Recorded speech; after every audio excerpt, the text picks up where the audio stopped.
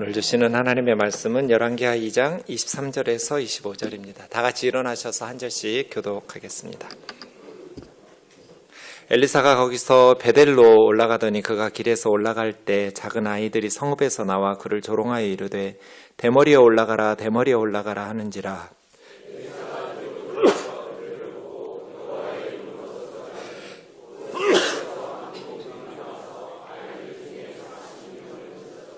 같이요. 엘리사가 거기서부터 갈멜산으로 가고 거기서 사마리아로 돌아왔더라. 아멘.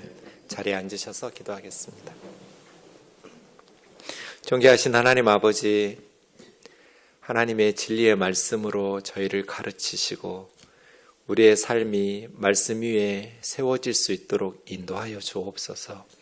미련한 종을 주님 손에 맡기옵고 예수님의 이름으로 기도하옵나이다. 열왕기서는 솔로몬 왕의 통치에서부터 남유다 예루살렘에 멸망할 때까지의 약 400여 년간의 구약 이스라엘 역사를 기록한 성경입니다. 열왕기해서 10명의 왕이라고 착각하시는 분들도 계시는데 열자는 10이라는 뜻이 아닙니다. 많다는 의미입니다. 40명의 왕과 12명의 선지자가 열왕기서에 등장합니다. 북이스라엘에 20명의 왕이 있었고요. 남유다에도 20명의 왕이 있었습니다. 이 열왕기서를 언제 썼을까? 열왕기서에 기록된 시기를 생각해 보면 열왕기서를 왜 썼는지 파악할 수가 있습니다. 열왕기서는 예루살렘이 멸망한 후에 썼습니다. 그러니까 나라가 망하고 바벨론 포로지에 있을 때 이스라엘 백성들이 지나간 과거의 역사를 돌아보면서 쓴 성경이 열왕기서예요. 바벨론 포로지에서 이스라엘 사람들의 질문은 이런 거죠. 이스라엘이 왜 멸망했을까? 우리가 섬기는 하나님은 전 세계에서 가장 위대하신 전능하신 하나님인데 왜 하나님을 섬기는 이스라엘이 멸망했을까? 또 우리에게 아직 소망이 남아있는가? 하나님은 우리 이스라엘을 완전히 포기하지는 않으셨는가? 우리가 하나님을 섬기는 것이 옳은가? 계속 하나님을 섬기는 것이 의미가 있는가? 이런 질문들을 가지고 씨름한 사람들입니다. 나라가 멸망한 후에 왜 우리 나라가 멸망했는지를 과거 역사를 돌아보면서 하나님의 말씀에 비추어서 새로운 희망을 찾으려고 몸부림쳤던 그 성경이 열왕기서라고 말할 수 있습니다. 그래서 열왕기서는 소 잃고 외양간 고친 성경이에요. 나라가 망했어요. 하지만 왜 우리가 망했는지를 다시 역사를 되짚어 보면서 그럼 우리는 어떻게 살아야 되는지를 새로운 희망을 찾으려고 했던 성경이죠. 제가 늘 청년들에게 소 잃고 나면 외양간을 고쳐야 한다. 소 잃어버렸다고 해서 외양간을 고치지 않으면 그 사람은 다시는 소를 키울 수 없다. 물론 소를 잃어버리기 전에 외양간을 잘 수리해서 소를 잃어버리지 않았으면 더 좋겠죠. 나라가 망하지 않았으면 더 좋았겠죠. 그런데 이미 나라가 망했어요. 소를 잃어버렸어요. 그럼 어떻게 해야 돼요? 어차피 소 잃어버렸으니까 외양간 고치지 않고 그냥 방치해버려요? 어차피 나라 망했으니까 그냥 포기하고 대충 살다가 죽어요? 소 잃어버렸다고 해서 외양간을 고치지 않는 사람은 다시는 소를 키울 수 없어요. 고쳐야죠. 나라 망했지만 고쳐야죠. 우리가 어디가 잘못됐는지, 왜 멸망했는지, 그래서 새로운 역사의 희망을 찾아야죠. 열왕기서는 멸망한 이스라엘 백성들이 바벨론 포로지에서 왜 우리가 멸망했는지를 역사를 되짚어 보면서 반성한 성경이에요. 누가 열왕기서를 썼을까? 성경학자들이 여러 가지로 추측하지만 정답은 모른다입니다. 예레미야가 썼을 것이다. 또 에스라 공동체가 썼을 것이다. 많이 추측만 할 뿐 정확하게는 누구도 알 수 없습니다. 분명한 것은 열왕기서를 신명기적 역사가들이 썼다라고 말한다는 겁니다. 신명기적 역사가라는 것은 단순히 지나간 역사를 그냥 자기들의 생각대로 쓴 것이 아니라 신명기라는 하나님의 말씀의 거울에 비추어 보면서 썼다는 뜻이에요. 이스라엘 백성들이 나라가 망한 후에 자기들이 왜 멸망했는지를 신명기적 거울에 비추어 보면서 역사서를 다시 쓴 거예요. 그렇게 생각해 보면 신명기 30장 1절에서 4절에 매우 중요한 내용이 나와요. 마치 모세는 이스라엘 백성들이 하나님 앞에 불순종해서 저주를 받아 나라가 망하고, 나라가 망하면 백성들은 여러 나라의 포로로 끌려가서 노예처럼 살겠죠? 그것을 예상이라도 한 듯이 신명기에 써놨어요. 너희가 하나님의 말씀에 불순종해서 저주를 받아서 나라가 망해서 여러 나라의 포로로 흩어졌을 때 이 말씀을 기억해라. 어떻게 해야 될까요? 나라가 망해서 여러 나라에 쫓겨갔을 때 너희 하나님 여호와에게로 돌아와라. 그때라도 정신 차리고 하나님 앞에 회개하고 돌아와라. 하나님께로 돌아온다는 건 뭐예요? 하나님의 말씀을 청종하는 거예요. 하나님의 말씀을 듣고 순종하라.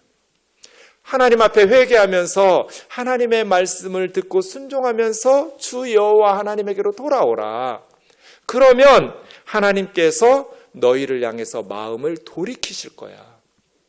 너희의 죄에 대해서 분노하시면서 심판하셨던, 그래서 나라를 멸망하게 하셨던 하나님이 너희가 하나님께로 회개하고 돌아오면 하나님의 마음이 너희를 향해서 돌아서실 거야. 그래서 너희를 불쌍히 여겨주시고 포로로 끌려간 모든 나라에서 다시 이 예루살렘으로, 가나안 땅으로 돌아오게 모으실 거야. 너희를 모으신다는 말씀을 2번 반복해요. 3절 4절에서. 이런 말씀이 멸망한 후에 이스라엘 백성들에게 만시지탄이지만 위로가 되었고 희망이 되었겠죠. 바벨론 포로지에서 이스라엘 백성들은 우리가 왜 멸망했는가? 우리 부모님들이, 우리 할아버지 할머니들이, 우리 조상들이 왜 하나님의 저주를 받아서 이렇게 멸망해서 여러 나라의 포로로 흩어지게 됐는가? 다시 역사를 쓰면서 그럼 이제 우리는 어떻게 해야 이스라엘을 회복시킬 수 있는가? 새로운 희망의 역사를 이어갈 수 있는가? 일구어낼 수 있는가? 고민하면서 쓰게 된 것이죠. 열왕기 상하를 읽으실 때는 항상 이 생각을 하시면서 읽으시면 돼요. 나라가 멸망한 후에 그들이 지나간 역사를 반추하고 있는데 신명기라는 하나님의 말씀의 거울에 비추어서 역사를 해석하고 있다. 그러면서 그들이 가장 절망적일 때, 이스라엘 역사 가운데 가장 절망적인 그 순간에 그들이 하나님 앞에 다시 회복의 역사를 일구기 시작한 것이 열왕기 상하다라고 보면 됩니다. 오늘 두 도시 이야기를 좀 하려고 합니다. 하나는 여리고라는 성읍이고요. 하나는 베델이라는 성읍입니다. 여리고도 베델도 주일학교 때부터 여러분 많이 들으셔서 성경에 많이 나오는 도시들이어서 익숙하실 것 같습니다. 먼저 여리고에 대해서 생각해 보겠습니다. 예리호라는 도시인데 우리 한글 성경은 여리고 이렇게 부릅니다. 여리고는 성경에서 종려성읍이라고 불립니다. 종려나무가 많은 도시이기 때문에 그렇습니다. 이 종려나무는 꽃이 향기가 매우 진하다고 그래요. 진한 향기 때문에 종려의 성읍이라고 부르기도 하지만 여리고를 향기의 성읍, 향기 나는 성읍이라고 부르기도 합니다. 여리고 하면 우리는 성경에서 가장 유명한 사건이 여호수아가 요단강을 건너서 맨 처음 가나안을 정복했던 성읍이 여리고성입니다. 그래서 하루에 한 바퀴씩 돌고 마지막 7일째에는 7바퀴를 돌고 외쳤을 때 여리고성이 무너지는, 여리고는 요단강에서 11km 정도 떨어져 있는 성읍인데요. 첫 번째로 여호수아의 군대가 정복했던 가나안 도시가 여리고죠. 여호수아는 여리고를 무너뜨리면서 저주를 예언적으로 선포합니다. 누구든지 이 무너진 여리고 성읍을 재건하면, 지대를 쌓을 때 큰아들을 잃어버릴 것이고 성문을 달 때 막내 아들을 잃어버릴 것이다. 이런 여호수아의 저주적인 예언이 있었는데 히엘이라는 베델 사람이 여리고라는 성읍을 재건합니다. 그렇게 재건할 때 큰아들과 막내 아들을 여호수아의 예언처럼 잃어버리게 되는 그런 두 아들의 희생을 감수하면서까지 여리고를 재건한 사람이 히엘이라는 사람입니다. 여리고는 매우 비옥하고 넓은 토지입니다. 요단강에서 서쪽 지중해 쪽으로 가는 아주 비옥하고 넓은 평원이 있는 곳이 여리고예요. 살기 좋은 땅이에요. 그리고 여러분, 예수님의 비유 중에 예루살렘에서 여리고로 내려가다가 강도 만나가지고 선한 사마리아인의 비유가 시작되잖아요. 예루살렘은 해발 790m 정도 높은 산 꼭대기에 있는 도시이지만 여리고는 지중해보다도 한 250m가 낮은 지역에 있어요. 그래서 예루살렘에서 여리고로 내려가다가 강도 만났다. 이렇게 내려가는 도시거든요. 여리고에서 이제 베델 오늘 나올 텐데 베델로 가려면 올라간다 이런 표현 쓰겠죠. 그래서 여리고는 아주 살기 좋은 지역이고 그 지역의 열대성 기후 중에서 오아시스 같은 역할을 한 곳이 여리고입니다. 예수님 시대에도 여리고에 부유한 사람들이 별장을 지어놓고 사는 곳이 여리고입니다. 기후도 좋고요. 여러 가지가 참 좋은, 살기 좋은 곳이 여리고, 종려나무가 많은 여리고입니다. 오늘 본문 앞에 있는 여리고 사건이 나오는데요. 19절에 보시면 여리고의 성읍 사람들이 엘리사 선지자에게 나옵니다. 이때가 언제냐면 엘리야 선지자가 자신에게 주신 하나님의 사명을 다 감당하고 하늘로 회오리 바람을 타고 올라가고 엘리야 선지자가 승천한 직후에 이제 엘리야 선지자를 대신해서 엘리사 선지자가 하나님의 종으로 부름을 받고 엘리야 선지자 승천 직후에 엘리사 선지자가 첫 번째로 온 것이 지금 이 여리고예요. 엘리야 선지자가 요단강 근처에서 승천하고 요단강 근처의 여리고로 엘리사 선지자가 스승을 떠나보낸 후에 처음으로 방문했을 때 이 여리고 사람들이 엘리사 선지자에게 뭐라고 부르는지 호칭을 주목해 보세요. 우리 주인께서 보시는 바와 같이. 주인이 누구예요? 여리고 사람들이 우리 주인이라고 부른 사람이 누구예요? 엘리사 선지자죠. 엘리사 선지자에게 여리고 사람들은 주님이라고 불러요. 우리의 주님. 이건 무슨 뜻이에요? 엘리사 선지자를 엘리야 선지자를 계승한 하나님의 참 선지자라고 인정하는 거예요. 영적인 아비처럼, 영적인 스승처럼 엘리사 선지자를 아도니, 우리의 주님. 그러면서 자신들의 어려움, 이 여리고라는 도시는 위치가 참 좋고 기후도 좋고 비옥한데 수질이 좋지 않아서 물이 나빠서 자꾸 죽습니다. 토산이 익지 못한다라는 것은 21절에 보면 죽음이나 열매를 맺지 못한다 이렇게 설명했거든요. 자꾸 유산을 해요, 사람들이. 그리고 짐승들도 유산을 하고 곡식들도 열매를 맺지 못해요. 죽어요. 왜? 물이 좋지 않아서. 이 사람들이 엘리사 선지자에게 왜 이런 말을 했을까요? 믿음이 있었기 때문이에요. 우리 주님이 아시는 바와 같이 당신은 하나님의 종 엘리야 선지자를 계승한, 아직 엘리사는 어떤 기적도 베푼 적이 없어요. 이제 선지자 시작한 거예요. 스승을 떠나보낸 직후에 엘리사 선지자에게 첫 번째 기적이 이 여리고 기적이거든요. 우리에게 물이 너무나 나빠서 자꾸 죽습니다. 위치는 좋은데 죽어요. 우리 도시 성읍 사람들이, 또 짐승들이. 그래서 엘리사가 새 그릇에 소금을 담아서 가져오라고 하니까 곧 가져온지라 그대로 순종해요. 이제 하나님의 일을 할 때는 아무데도 사용하지 않은 새 그릇을 주로 사용하고요. 소금, 여러분 왜 엘리사 선지자가 소금을 가져오라 했을까요? 21절에 보시면 엘리사가 물 근원으로 여리고에 물이 공급되는 그 근원지로 가서 소금을 물에 뿌리려고 그랬거든요. 여러분, 이게 우리나라하고도 비슷한데요. 생각이. 왜 우리나라 사람들이 좀 기분 나쁜 사람이 왔다 나가면 소금 뿌려라 그러잖아요. 왜 뿌려요, 소금을? 단절이죠, 단절. 이 인간하고는 소금을 뿌린다는 것은 과거와 단절하겠다는 상징적인 거거든요. 과거의 물은 자꾸 죽여요. 물이 수질이 나빠가지고 그 물을 먹은 사람과 짐승과 또 뭐 과일 나무나 또 토지 소산이 자꾸 죽어요. 그러한 나쁜 물은 끊어지고 단절하고 이제 사람을 살리는, 죽지 않는, 생명을 주는 생수의 물로 새롭게 시작한다. 이런 게 소금 뿌리는 거예요.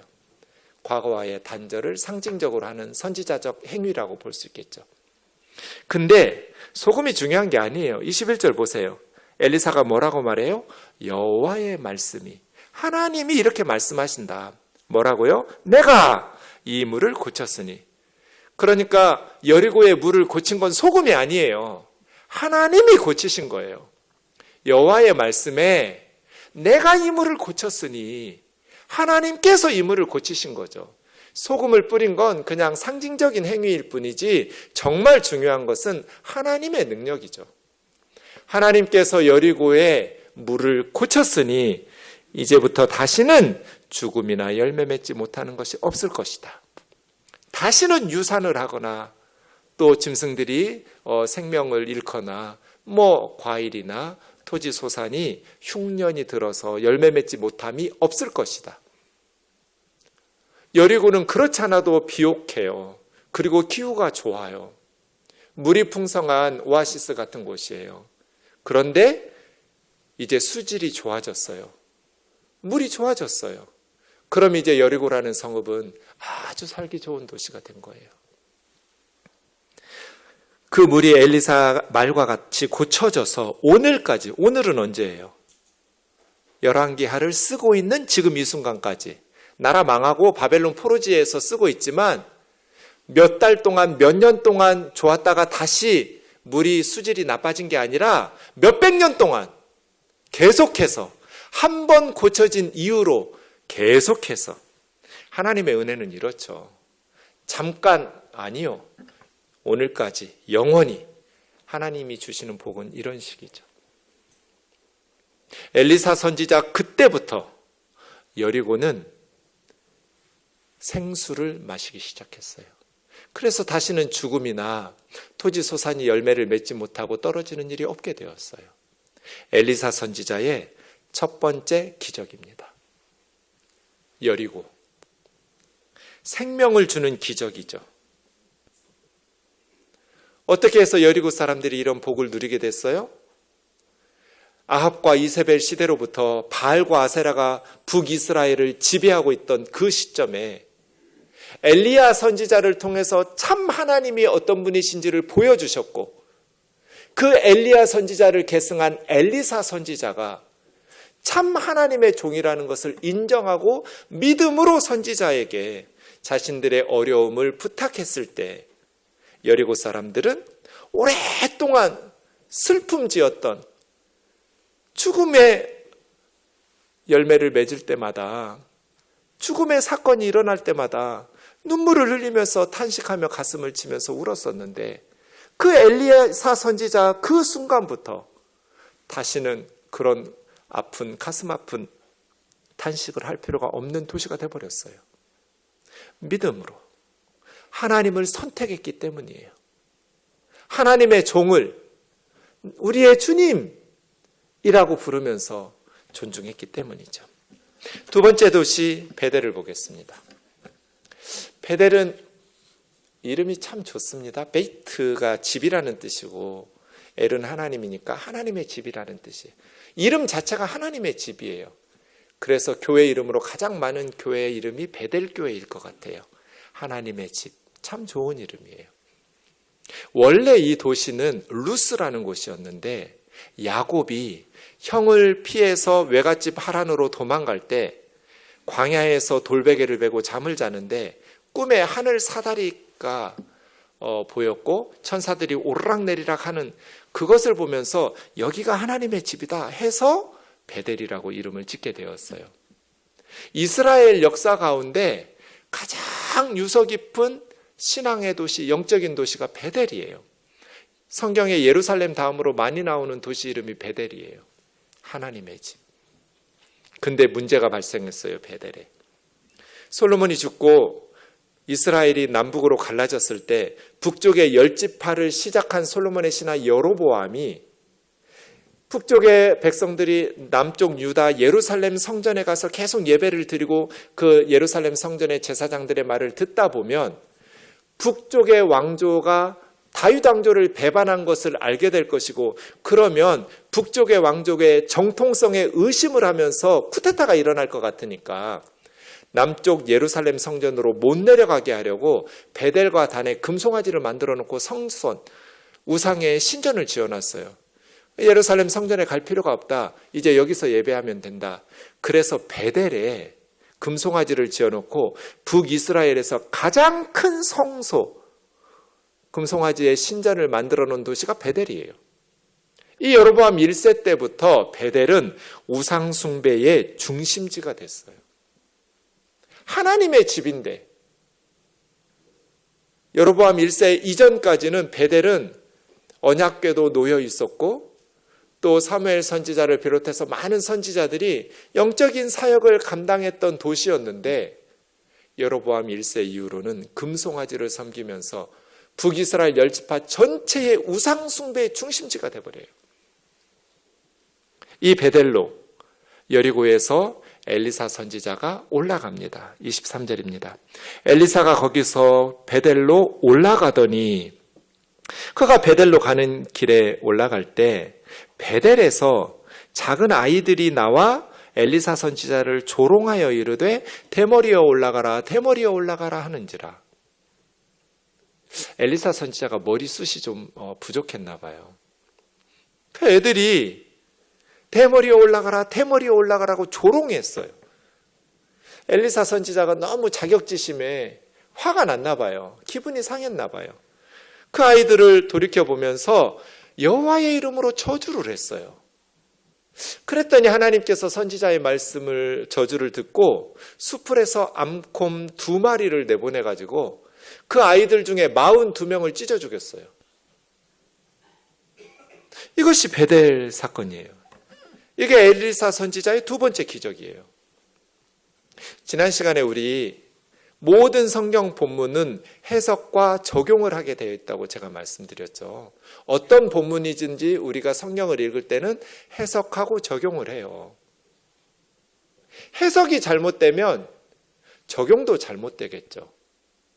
그래서 성경 해석은 매우 중요해요. 바르게 성경을 해석해야 돼요. 자, 이 베델 스토리를 어떻게 해석하고 적용해야 될까요?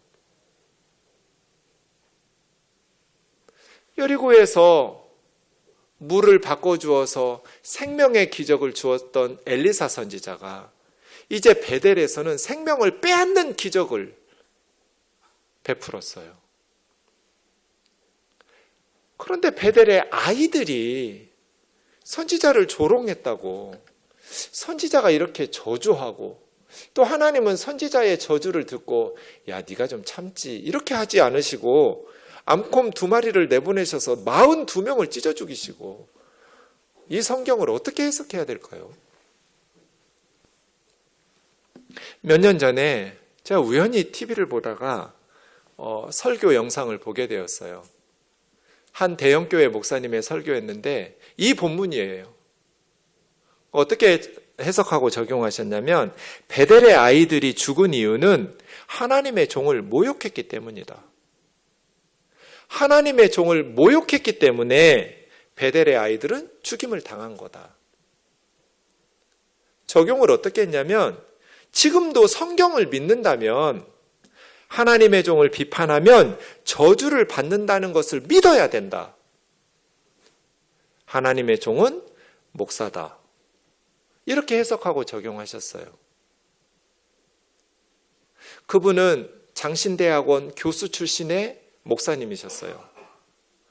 신대원에서 학생들을 가르치시는 실력 있는 교수님이셨으니까 성경 해석을 잘못했을 거라고 성도들이 생각하지 못했을 거예요. 근데 여러분, 저 해석과 적용이 맞아요? 엘리사 선지자가 이런 선지자였어요? 자기를 모욕하는 어린아이들의 그것도 참지 못해서, 수모도 참지 못해서 하나님의 이름으로 저주를 하는, 하나님은 또 엘리사 선지자의 저주를 들으시고 암곰 2마리로 42명의 베델의 아이들을 찢어 죽이시는, 우리가 믿는 하나님은 그런 분이에요? 주의 종을 비판하면 저주받아요?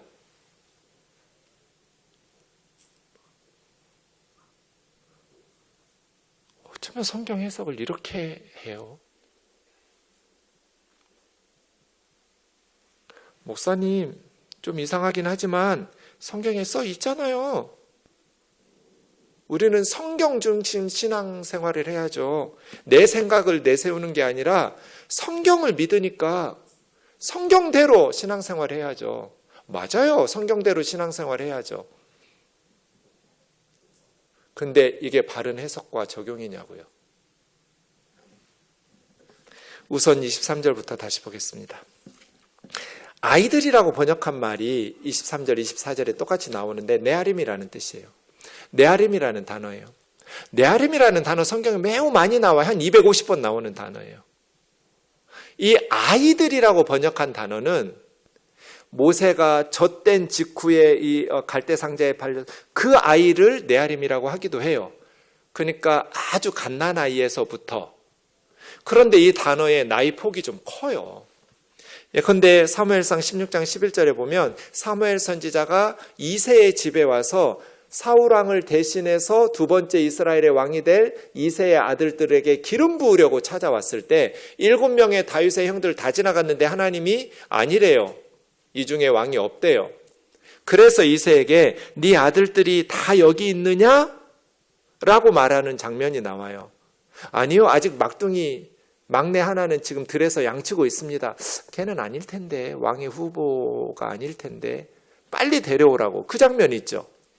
그때 사무엘 선지자가 너의 아들들이라고 한글 성경에서 번역한 이게 아이들이에요. 네아림이에요. 같은 단어예요. 그럼 뭐예요? 이 단어는 첫째 형 엘리압에서부터 8번째 다윗까지 다 해당하는 단어예요. 나중에 직후에 블레셋 골리앗과의 전쟁에 다윗의 형 3명이 전쟁에 출전했어요. 이 말은 20살이 넘었다는 뜻이에요. 20살이 넘은 청년들한테도 쓸 수 있는 단어가 아이들이라고 번역한 네아림이에요. 그러니까 이 단어는 갓난아이들에게도 쓰지만 갓난아이들에게만 쓰는 단어가 아니에요. 사무엘하 14장 21절에 압살롬을 이야기할 때 청년 압살롬이라고 번역한 단어도 네아림이에요. 이때 압살롬은 자기 여동생 다말을 겁탈했다고 해서 암논이라는 형을 죽인 후예요. 그러니까 어린아이가 아니에요. 청년이에요. 이것이 오늘 작은 아이들이라고 번역한 네아림이라는 단어예요. 그럼 이 아이들이 철 모르는 유치원생들과 같이 어린 아이들이었을까? 아니면 청소년 혹은 청년들이었을까? 후자로 봐야 돼요.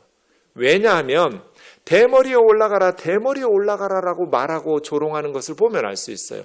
그냥 이 아이들이 철 모르는 좌우 분간을 못하는 어린아이들이 그냥 아저씨가 대머리가 오니까 대머리라고 놀린 게 아니에요. 올라가라고 한 건 좀 이상하게 놀린 거 아니에요? 조롱인데 대머리에 올라가라? 우리가 대머리 형님들을 보고 대머리에 올라가라 이렇게 조롱하지는 않잖아요. 올라가라고 조롱 안 한다고요. 그죠? 그냥 대머리 아저씨다 뭐 이런 식으로 놀리지 올라가라는 특이한 거예요. 그럼 이 베델의 아이들은 왜 올라가라고 했을까요? 본문 앞에 있는 2장 11절에 엘리야 선지자가 회오리 바람을 타고 하늘로 올라갔기 때문이에요. 엘리야 선지자가 어떻게 승천했는지를 다 알고 있는 거예요. 그러니까 이건 무슨 뜻이에요? 너도 니네 스승 엘리야처럼 꺼지란 뜻이에요. 대머리야 꺼져라. 수십 명이 떼거지로 몰려와가지고 베델에는 너 들어갈 생각하지 마라. 한 발짝도 베델에는 넌 들어올 수 없다 하고 막는 거예요. 이게 좌우분간 못하는 어린애들이 하는 짓이에요? 아니요. 협박하고 위협하는 청년들의 행동이에요. 너희 스승처럼 너도 꺼져버리란 뜻이에요. 우리는 바알과 아세라 섬길 테니까 하나님 섬기는 엘리야의 제자인 엘리야의 똘마니였던 너는 우리 베델에 들어올 생각하지 말란 뜻이에요. 이것이 대머리에 올라가라, 대머리에 올라가라예요. 엘리사 선지자를 거부하는 게 아니에요. 엘리사만 모욕하고 조롱하는 것이 아니라 엘리사 선지자가 섬기는 하나님을 막아내는 거예요. 우리는 우상 섬길 테니까 하나님의 종인 너는 꺼지란 뜻이에요. 조롱했다고 번역한 이 단어는 경멸했다는 뜻이에요. 엘리야 선지자와 엘리사 선지자와 같은 여호와 하나님을 섬기는 선지자들을 경멸하면서 지금 수십 명이 나와가지고 위협하고 협박하고 베델에 들어갈 꿈도 꾸지 말라라고 쫓아내고 있는 거예요. 그렇게 엘리야 선지자를 통해서 주시는 하나님의 능력을 경험했는데 누가 참 신인지 갈멜산에서 보여주셨는데 베델의 제사장들과 백성들은 아합과 이세벨 그 왕궁의 기득권 세력과 결탁해서 자신들의 기득권을 누리겠다는 뜻이에요. 그러면 하나님을 거부했기 때문에 이렇게 42명이 죽은 것인가? 엘리사 선지자는 자기의 모욕이 아니라 계속해서 우상 숭배를 고집하고 있는 베델 사람들의 그 강팍함 때문에 여호와의 이름으로 저주한 거고요.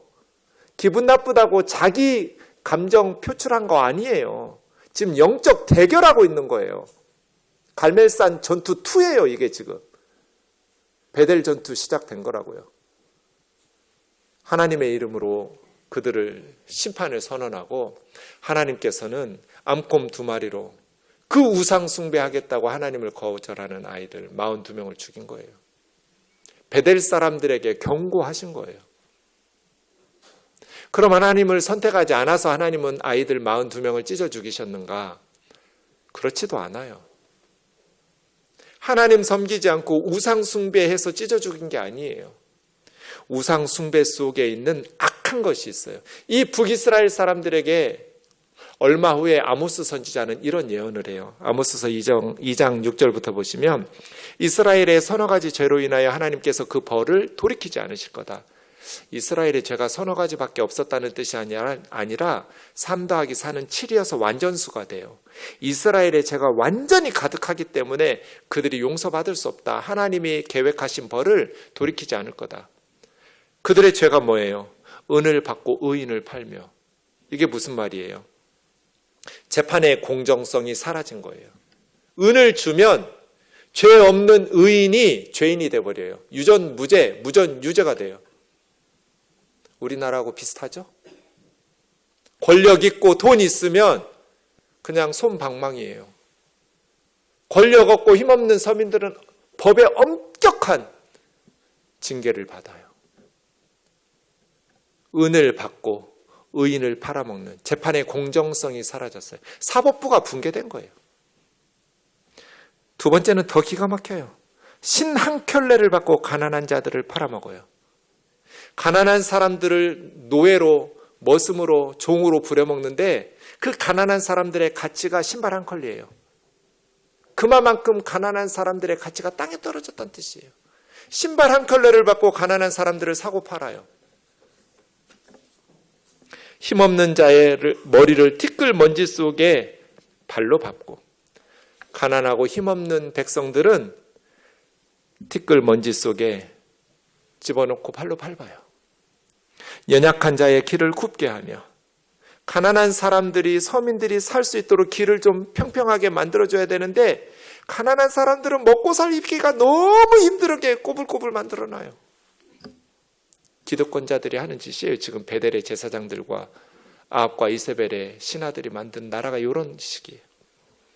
아버지와 아들이 한 젊은 여인에게 다녀서 하나님의 거룩하신 이름을 더럽혀요. 아버지하고 아들이 똑같은 여자하고 성적인 죄를 저질러요.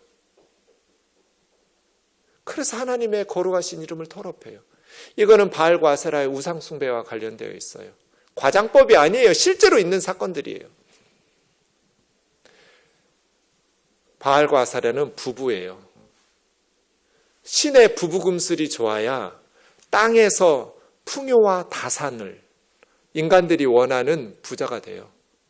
그래서 바알 신전에 가서 베델 신당 같은 데 모여가지고 난잡한 성행위를 해요.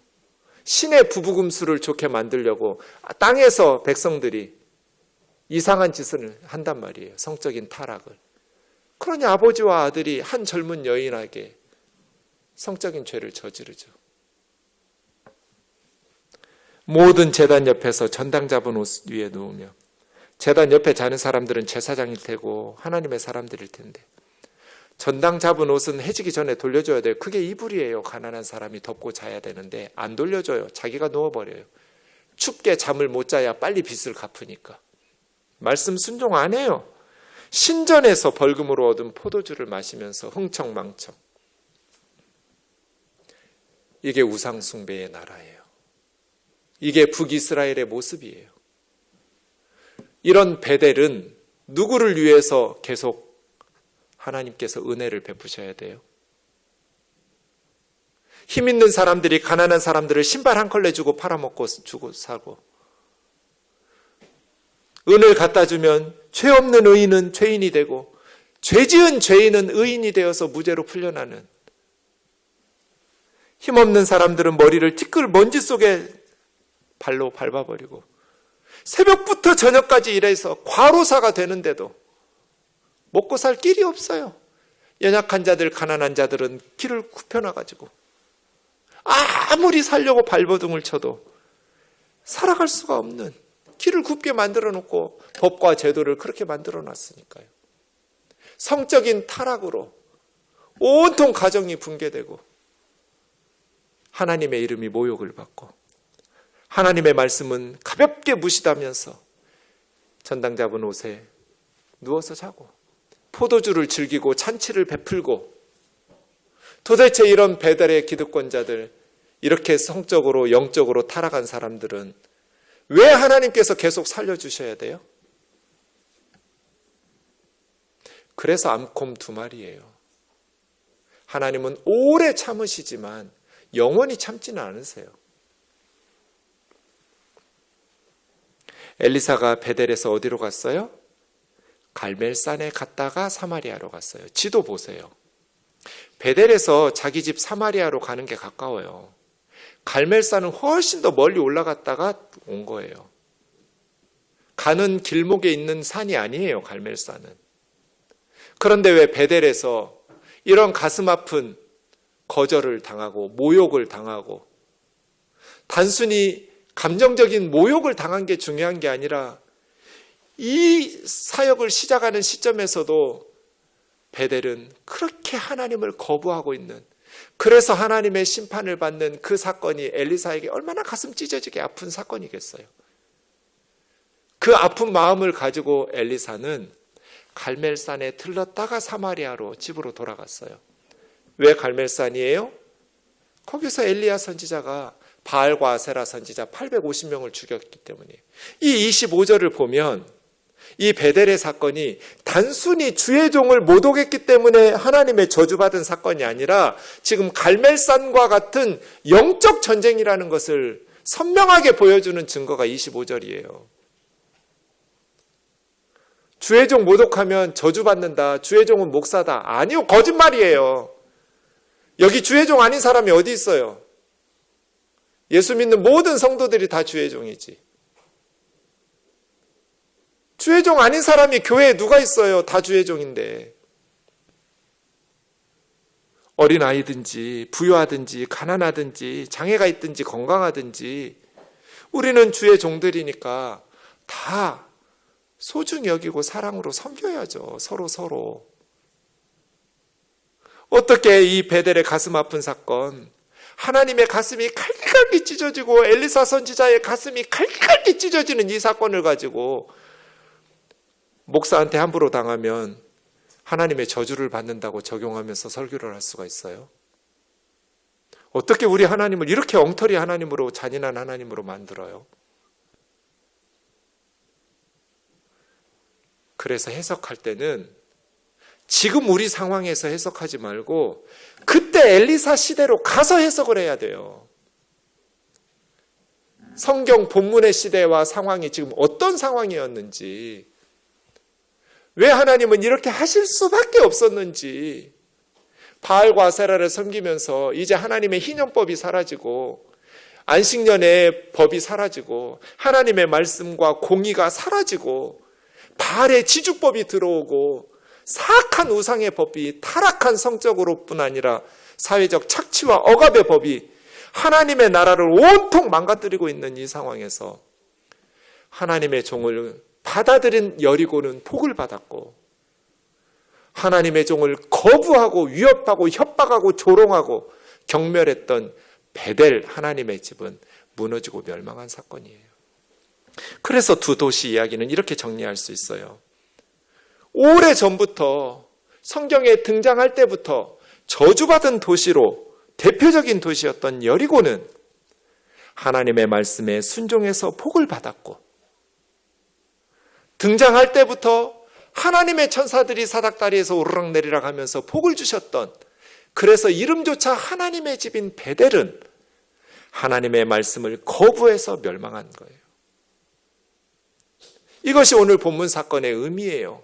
뭐 주의 종을 잘 섬겨라, 이런 얘기, 이렇게 지금 한가한 이야기 하는 본문이 아니에요. 우리나라가 왜 망했는가? 가슴 아프게 멸망해서 바벨론 포로지에 끌려간 이스라엘 백성들이 역사를 되돌아보면서 그래서 망했구나.